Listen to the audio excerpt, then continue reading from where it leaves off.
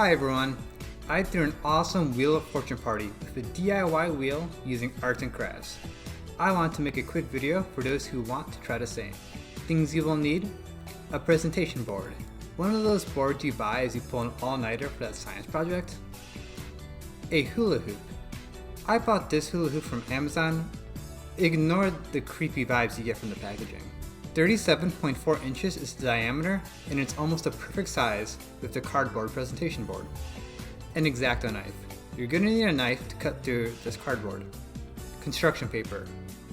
I went to the store Michaels where they had large pieces of colored construction paper. Grab whichever colors you'd like.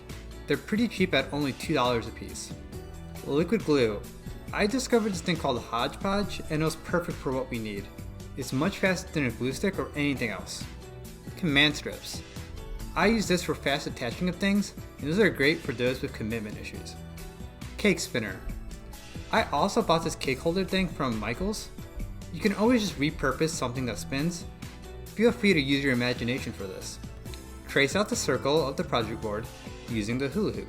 After you've traced it out with a pen or pencil, you then are going to want to cut it out with your knife.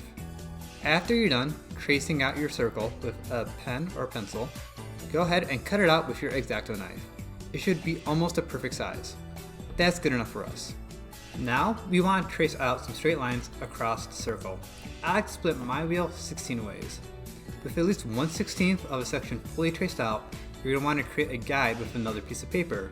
So trace out one triangle, cut it out, and we're going to save this triangle for the guide to create the rest of our wedges. Using the guide, you're going to trace out the rest of the pieces using the one we just made from the various pieces of construction paper. You're going to use the scissors and just cut them all out. Next, you're going to lay them out on the circle and see if you like how everything looks. Try out a bunch of different ways and make sure you have all the pieces that you want to have for your circle. Next, we want to adhere the triangles to the circle. This Hodgepodge is super good for this. When doing this, pay more attention to the edges of the circle.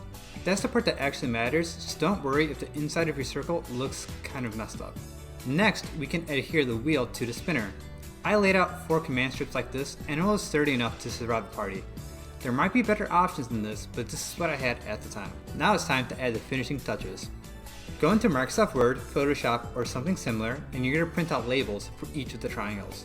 We're talking about the dollar amounts, bankrupt, skip a churn, whatever.